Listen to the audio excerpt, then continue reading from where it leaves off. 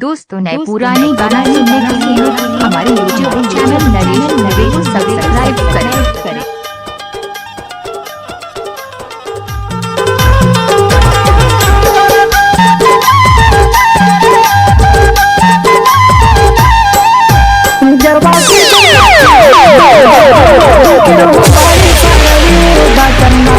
पार का बेंदु चार साबो दरिया रे दो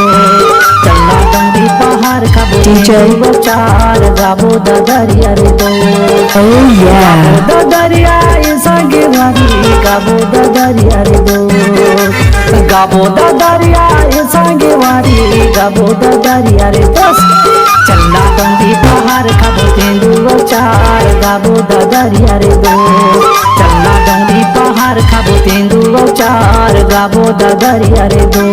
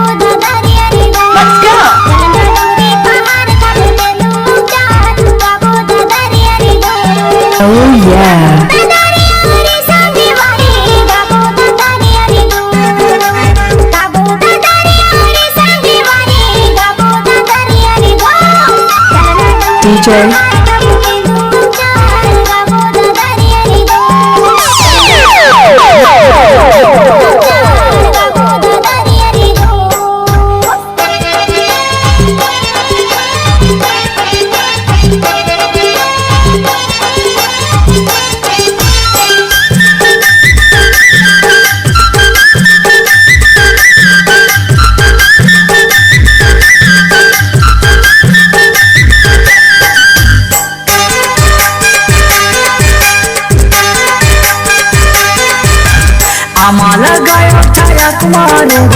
आमाला गायो छाया कुमारे आमाला गायो छाया कुमारे चिखल गलिया माया कुमारे चलना डंडी पहाड़ का तेंदुओ चार गाबो दरिया रे दो चलना डंडी पहाड़ का तेंदुओ चार गाबो दरिया रे दो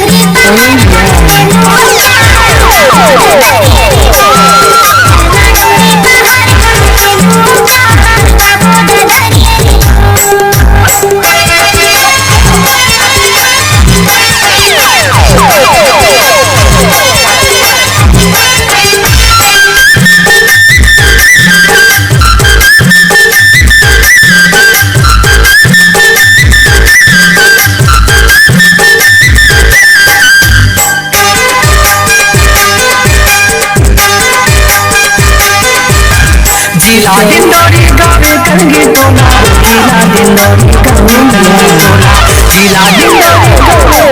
टोला जिला दिंडोरी गावे कंगी टोला भावर पाला के ले जाऊं टोला वो डंडी पहाड़ का तेंदुओ चार गाबो दरिया रे दो चन्ना डंडी पहाड़ का तेंदुओ चार गाबो दरिया रे दो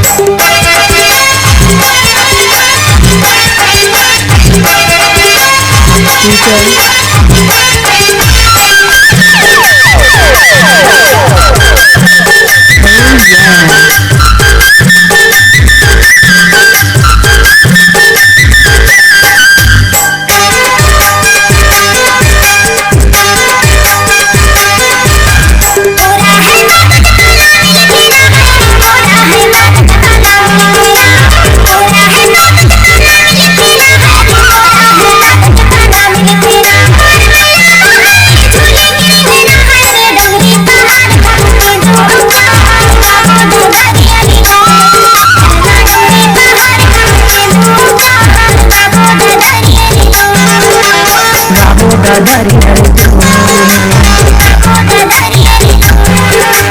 যাবো দাদারিয়া রে তো যাবো দাদারিয়া রে তো